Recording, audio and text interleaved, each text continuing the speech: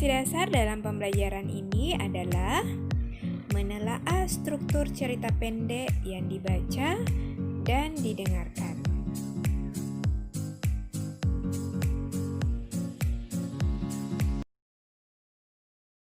Assalamualaikum warahmatullahi wabarakatuh dan salam sejahtera untuk kalian siswa-siswa hebat. Apa kabar kalian? Saya harap kalian tetap sehat, semangat, aktif, dan kreatif. Jadi, meskipun pembelajaran masih kita lakukan dalam sistem jarak jauh karena pandemi COVID-19, saya harap kalian tetap semangat mengikuti pembelajaran. Dan meskipun belajar dari rumah, kalian tetap aktif dan menunjukkan kreativitas kalian.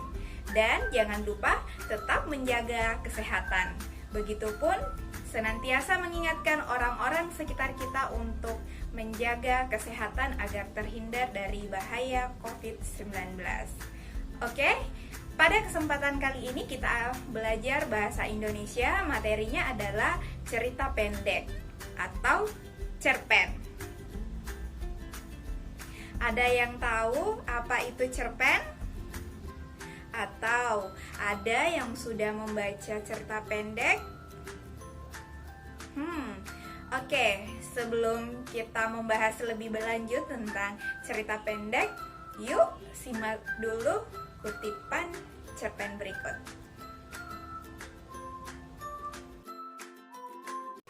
Judul cerpennya Kebaikan Membawa Keberuntungan.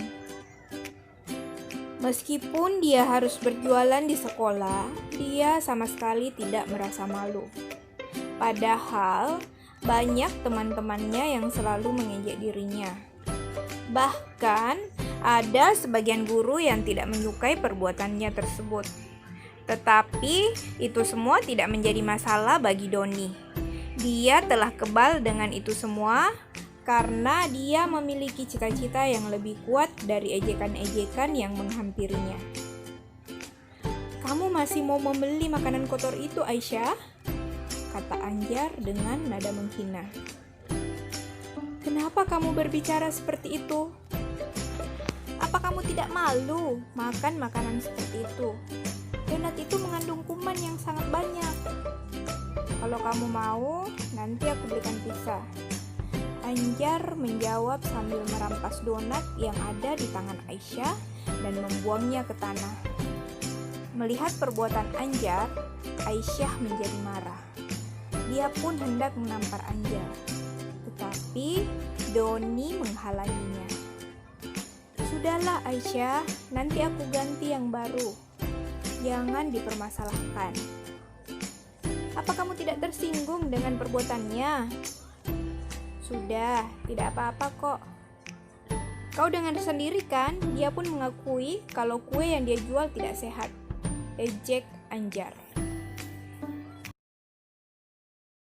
Cerpen merupakan salah satu jenis karya sastra, yakni prosa tulis.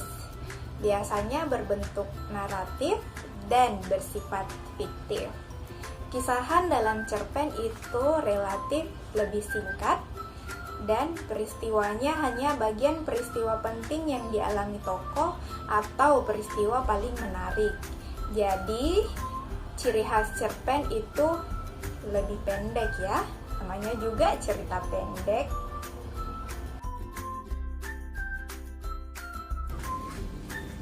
Seperti halnya sebuah kisah, cerpen itu mengandung nilai-nilai kehidupan yang kita dapat ambil hikmahnya atau pesan-pesannya, seperti nilai agama, nilai sosial, nilai moral, ataupun nilai budaya dan adat istiadat. Cerpen sebagai suatu karya sastra, kekuatan utamanya ada pada deskripsi peristiwa yang baik yang merupakan perpaduan antara tokoh, latar, dan alur. Untuk lebih memahami cerpen, kita harus mengetahui terlebih dahulu apa-apa unsur yang terdapat dalam sebuah cerita pendek. Jadi, ada beberapa unsur, diantaranya tema, tokoh dan penokohan, latar, alur, sudut pandang, dan ada amanat. Yuk kita bahas satu persatu setiap unsur itu. Tema. Tema adalah pokok pikiran yang mendasari sebuah cerita. Jadi, tema itu bisa keluarga, persahabatan, agama, atau budaya, dan tema-tema yang lainnya. Jadi bergantung pengarang mau buat cerpennya dari tema apa.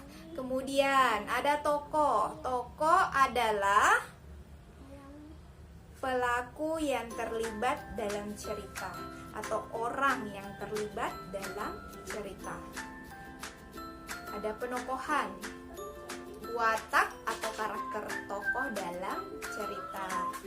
Ada juga yang disebut dengan latar. Untuk latar itu terbagi.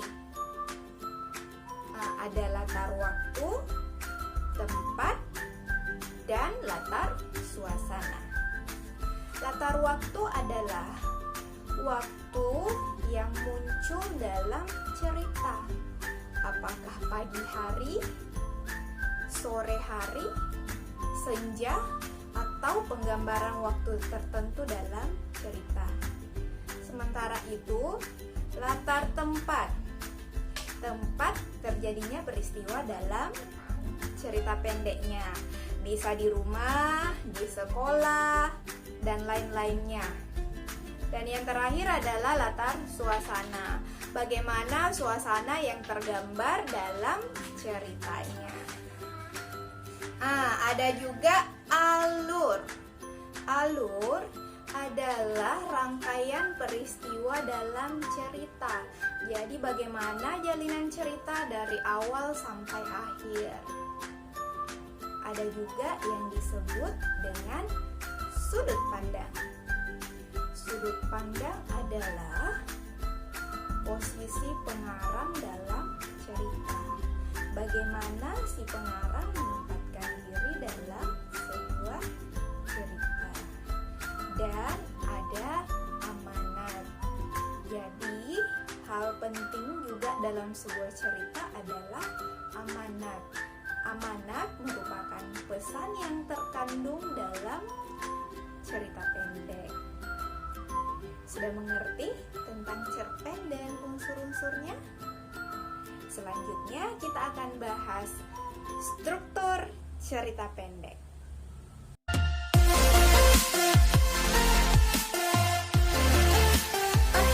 Selanjutnya kita bahas tentang struktur cerita pendek.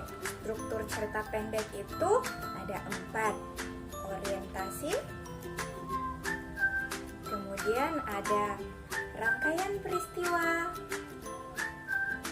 kemudian ada komplikasi,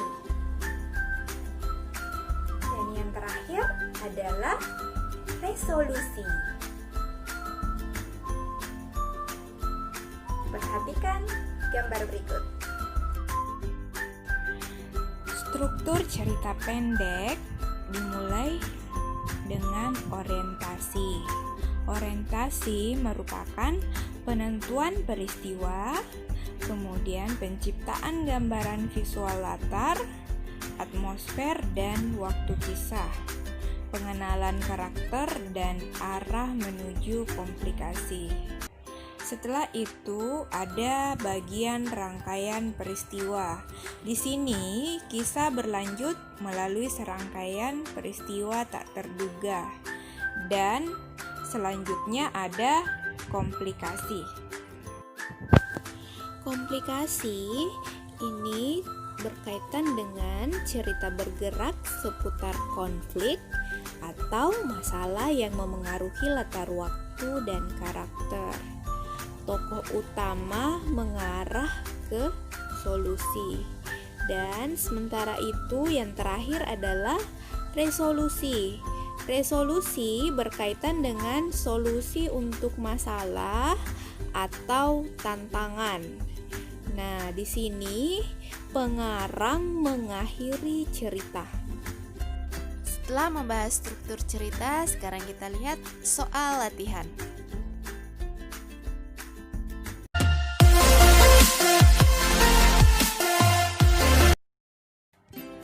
Satu, perhatikan kutipan cerpen berikut. "Kamu kenapa, Du?" tanya kakek dengan sedih. "Maafkan Badu, Kek. Tadi Badu makan mangga yang kecil-kecil dan akhirnya Badu sakit perut," kata Badu sambil terisak. "Sudahlah, Du, kakek kan pernah nasihatimu, lain kali tunggulah sampai mangga itu ranum, baru Badu boleh memetiknya." Pesan yang terdapat dalam kutipan cerpen tersebut adalah: A. Sebaiknya jangan melawan tingkah orang tua. B. Dilarang memakan makanan yang menyebabkan sakit perut. C. Jangan memetik mangga sembarangan. Atau D. Kita harus menuruti nasihat orang tua.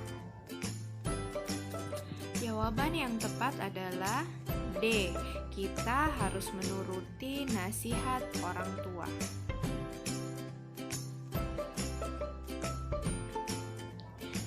Soal selanjutnya.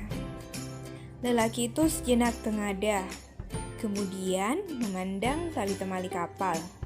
Tatapannya lesu, jauh menerawang ke daerah-daerah pelayarannya. Ada desir air yang bergetar di dalamnya. Kedua kepalan tangannya dimasukkan ke dalam saku celana kanan dan kiri. Lelaki itu kemudian menundukkan kepala sambil melangkah perlahan-lahan. Sementara angin daratan mendesir meniup malas, mengibas dingin di tubuhnya. Bukti bahwa pelabuhan merupakan latar tempat dalam kutipan cerpen tersebut terdapat pada kalimat nomor A1, B2, C3, dan D4. Jawaban yang tepat adalah A1. Tadi ada tentang tali temali kapal dan menerawang jauh ke daerah pelayaran. Selanjutnya, suasana tegang dalam kutipan cerpen tersebut ditunjukkan nomor. Bacaannya, "Nek, Didi minta makan sekarang ya, Nek?" tanyanya mencoba merayu perempuan tua itu.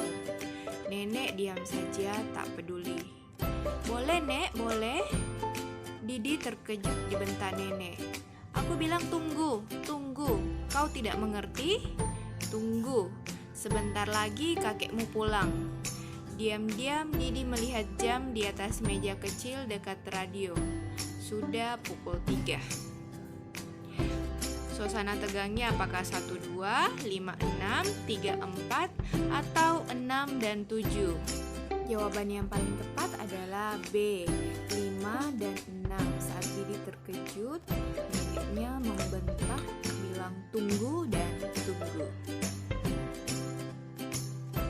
Soal selanjutnya, berikut yang bukan struktur teks cerpen adalah A. Orientasi, B. Komplikasi, C. Implikasi, dan D.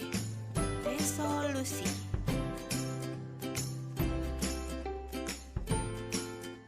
Yang bukan merupakan struktur cerpen adalah C. Implikasi.